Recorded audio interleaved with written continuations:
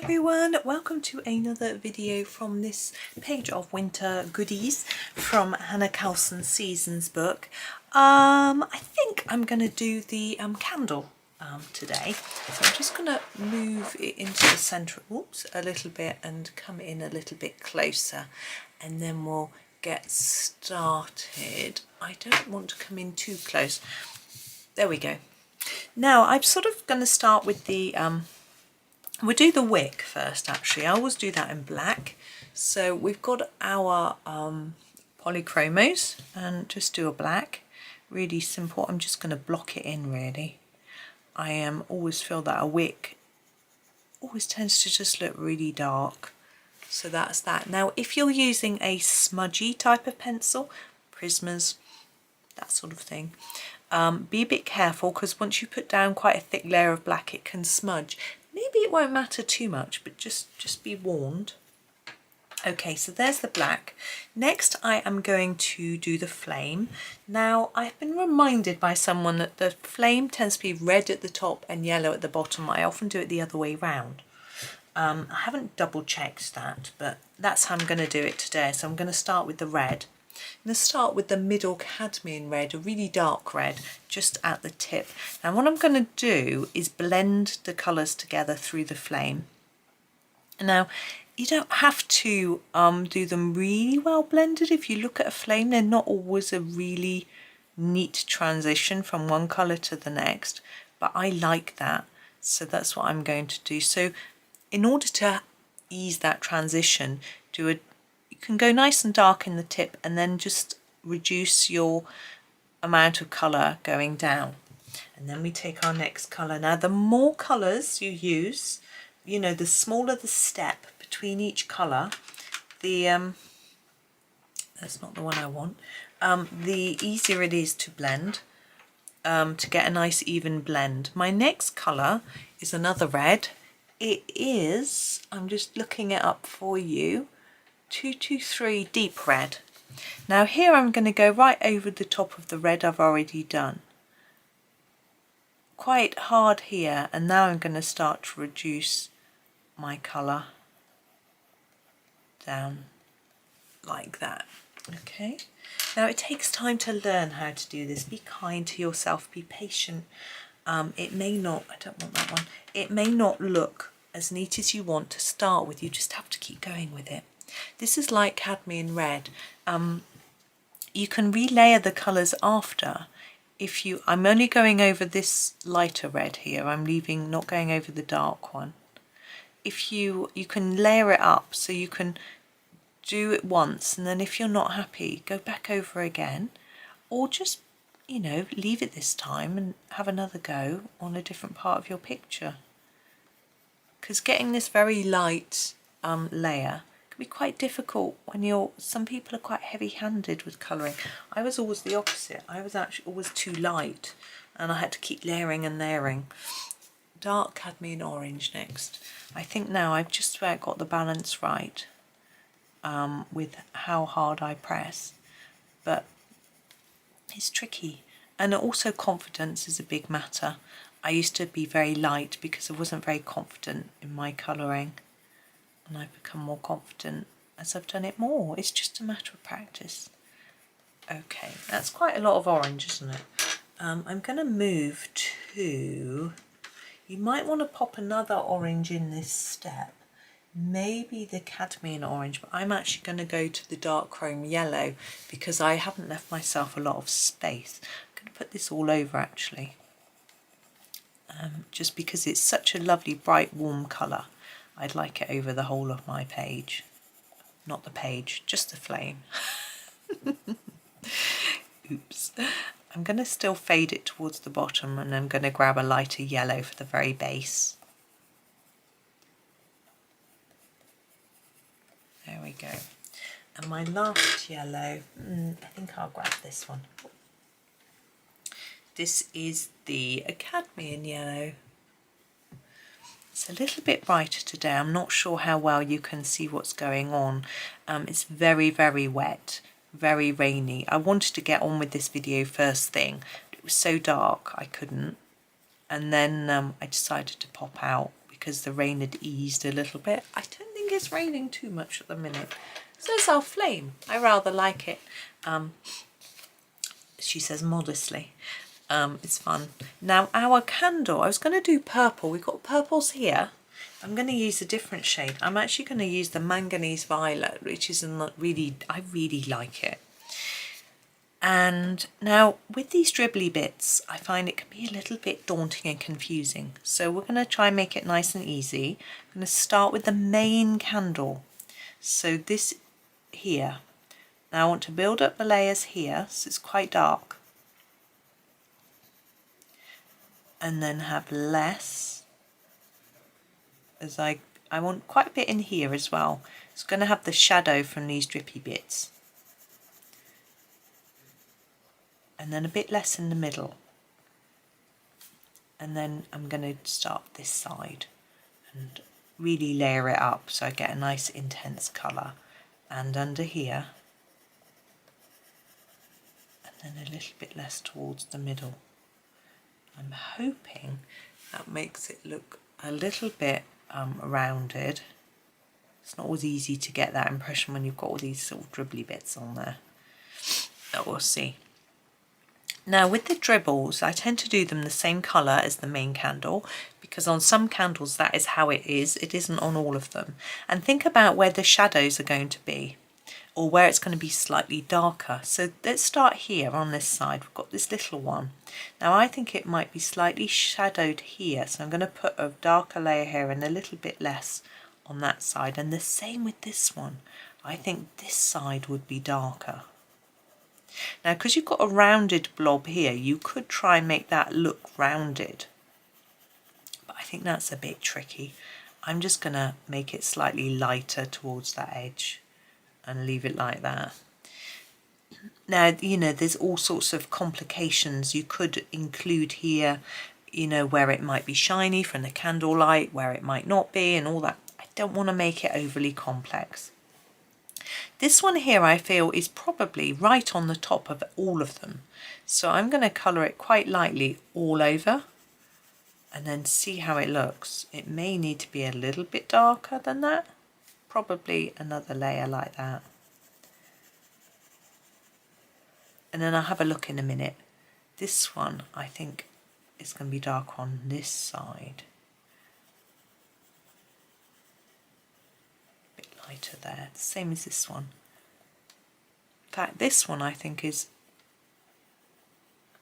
back. It's sort of set back, so I'm going to make it dark on both sides. So this one may be a little bit darker, like that. Not so dark at the bottom because we haven't got things shadowing it or shading it, creating shadow. I hope you know what I mean. And then that one.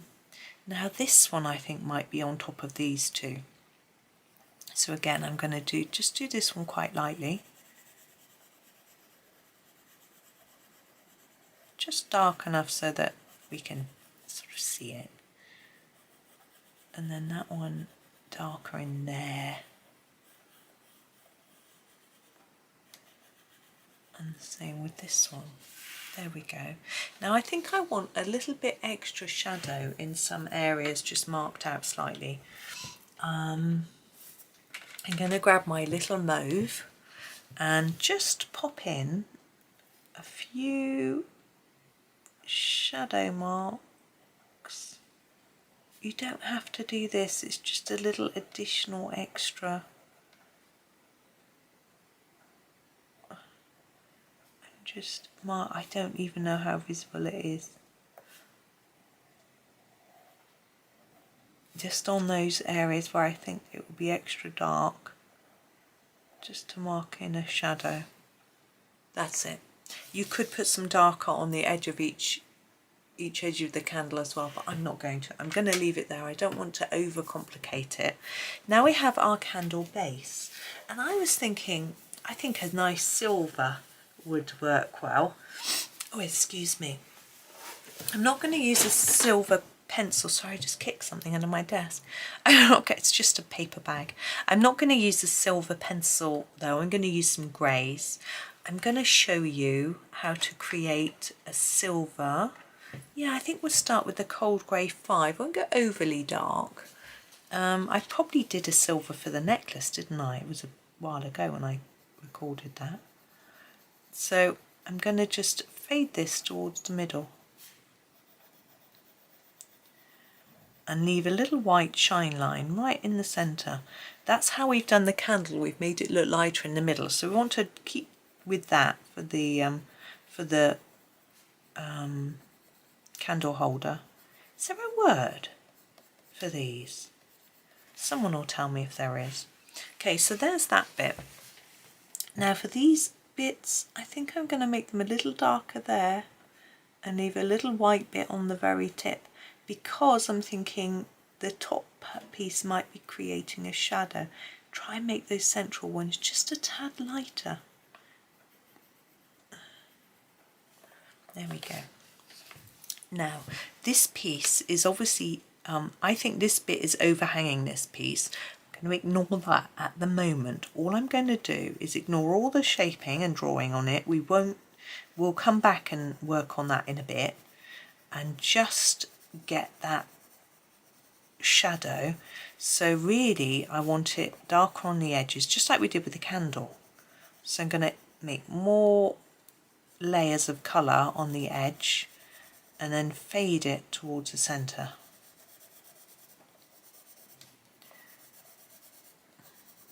So that we've got a really light bit in the middle and actually some white. Just going to tidy that up a bit. I think it's a little bit messy. I've got a little bit, hang on. Let's just brush that away. It's distracting me, probably distracting you as well.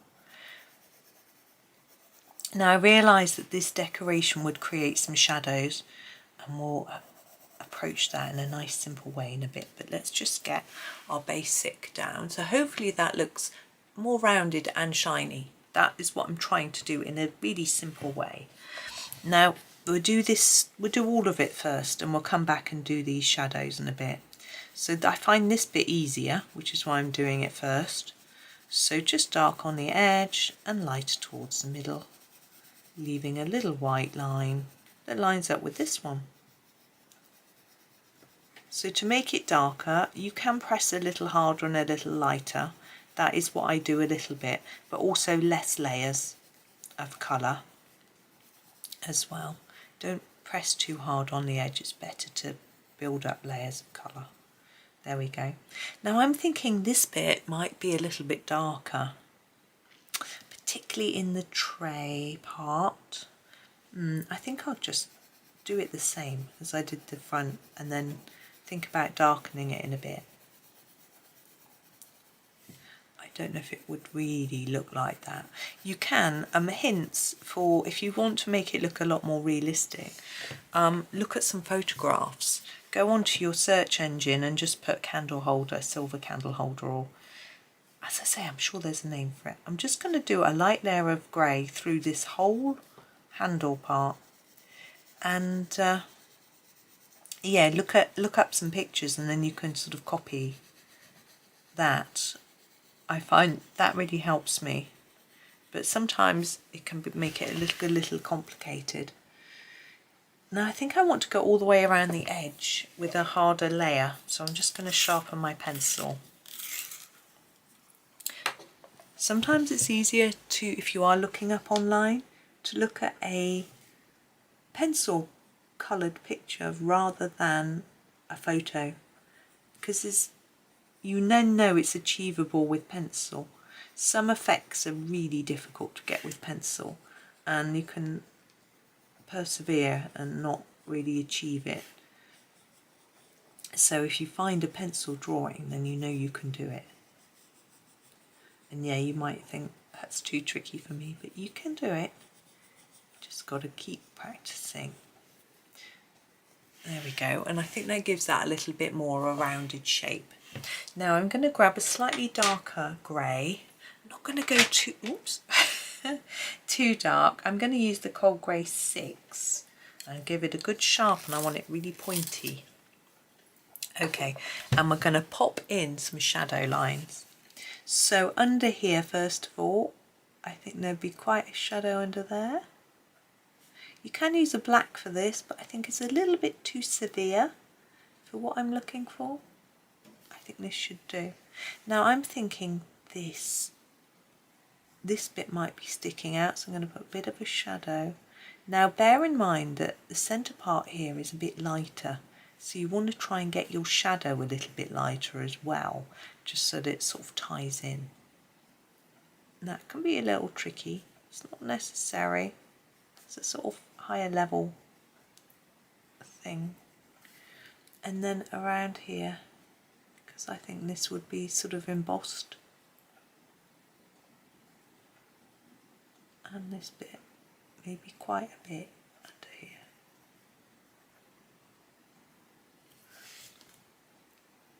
Now I know we've already got the lines drawn on it, but just extending those lines a little bit can make quite a big difference, I think.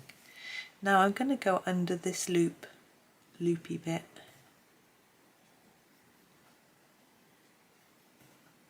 As I think that might be casting a little bit of a shadow. I quite like the idea that it isn't just a flat item. There we go, and here, under here. So it's just a matter of extending that black line, and it makes, I think, a significant difference. I can see a difference. Anyway, hopefully you can if you're colouring along. Or you might be going to use this technique for something else. There we go. Now I'm not sure about this other loop. I think I'll do a bit under there as well. No, above. It would be above, wouldn't it?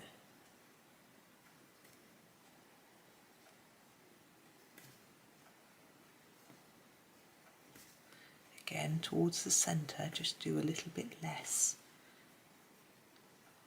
Where the background's lighter. Now I'm thinking I want just a bit of a darker line along here. I think there'd be some sort of shadowing in there. I can hear clicking, it's very weird. There we go. Yeah, I think I'm going to leave it there. I don't want it to get overly complicated. Now we have these circles around this candle. I'm not sure what they're supposed to be. I'm assuming they're supposed to be like bits of flame or smoke. So I am going to colour them in a flame colour.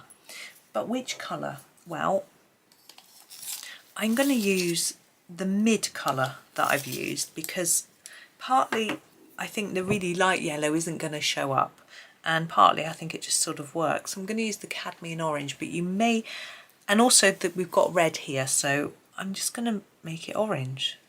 But you could make it any colour you wish. You could do it as if it's magic. I mean, the flame, you have to do the flame in a conventional colour. You could do it sort of magical green or purple or pink, and then do these little sparkles in that colour. When I do more colouring in Hannah's Witch's Cottage book, I'll probably do more unconventional flame colours. In a similar way, just darker to light, light to dark, but just in a more interesting colour, less conventional. But anyway, we are done. So that is my candle. I had fun with that. I hope that was okay for you. Tried to keep it fairly simple so that you can have a go without feeling too daunted by it.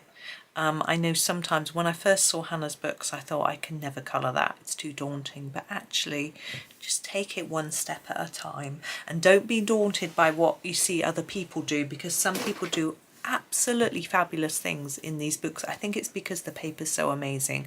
People do a lot of watercolour work. Can't do watercolour, we can't copy watercolour with pencil, we have to just do it our own way and do our own thing. But there we go. Thank you very much for watching.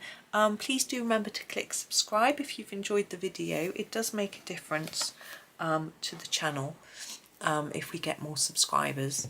Yeah, thank you for watching. Hope you have a really lovely day and happy colouring.